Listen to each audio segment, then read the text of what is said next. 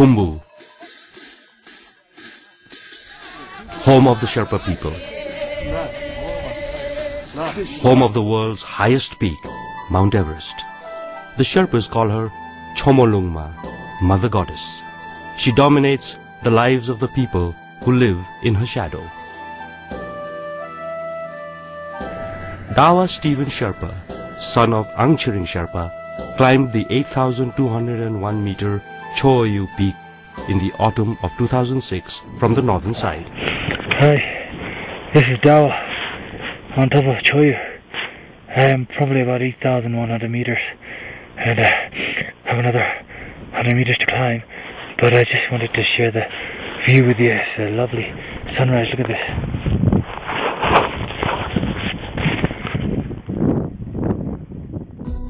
In the spring of 2007, he reached the summit of Mount Everest as a member of the Dream Everest Expedition. So, this is me on the top of Everest. Dawa Stephen's home is in Khumjung village. He visits his home, his roots and his family as often as he can. After reaching the summit of Mount Everest, Dawa Stephen's visits to the Khumbu took on a new meaning, a new dimension, a different perspective. I was on the summit of Everest, and it seemed the world was at my feet. After returning to base camp, I was ready to go home, but certain circumstances dictated otherwise. I had to cross once again the notorious Khumbu icefall. The why is another story. As I made my way up, I met my Sherpa team rushing down with their loads, chanting prayers for safety and protection. The solid ice that had been there during the expedition had now melted into slush. The ice below our feet was creaking and crumbling. The Sherpas were literally running for their lives. As they passed me, one of them turned and said, "Dawa, if you want to die today, continue climbing, but please return with us and come down." I listened to their advice and turned back. That same day, from that exact point, the entire ice field collapsed.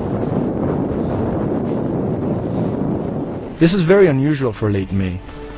Many Sherpas were still on the mountain clearing up the higher camps. I wanted to know why this had happened. After returning to Kathmandu, I began my quest. Most of my findings pointed towards the effects of global warming. Of course, I knew about global warming, climate change, and glacial lake outburst floodings or bluffs. Before Everest, these words were just words for me. I used to think that it would never affect me, or my home Khumjung, or my people, the Sherpas. Climate change was no longer an abstract concept for me. It threatened my life, my home, and my people.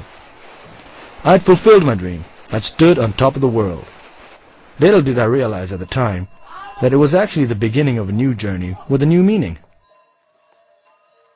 We see the mountains as massive, solid, unchanging, strong and lofty, but few of us realize that they are some of the most fragile environments in the world. The ice on the mountains and the glaciers at their bases are melting at unprecedented rates, leaving behind huge glacial lakes.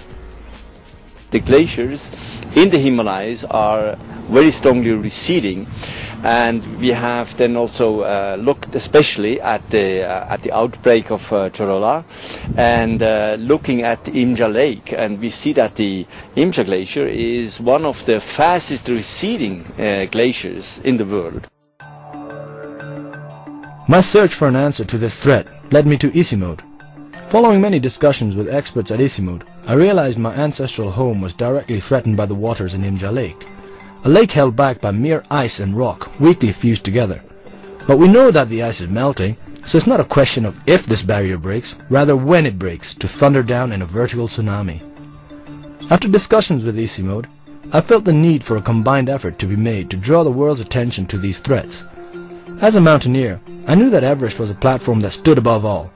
I knew that mountain lovers from around the world would support my efforts and my intentions in every way they could. This realization was the beginning of a campaign, the Everest Expedition 2008, in partnership with Isimode.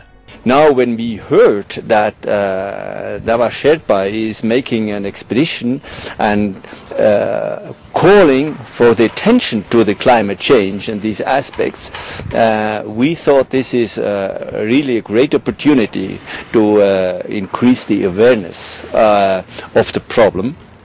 And we're very happy that we can associate ourselves with him.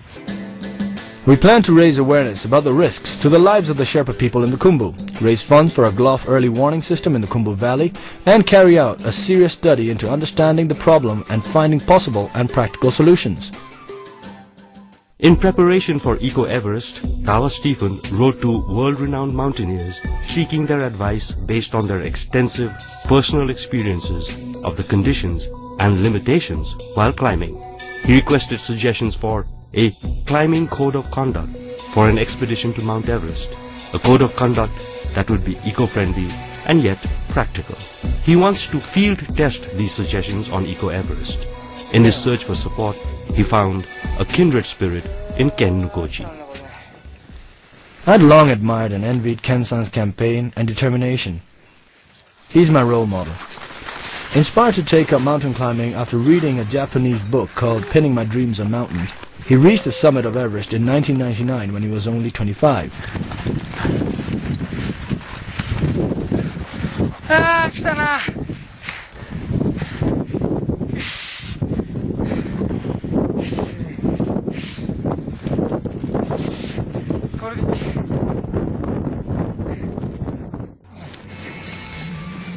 In the year 2000, he launched a campaign to clean up Mount Everest and Mount Fuji, and has since been taking positive action on environmental problems.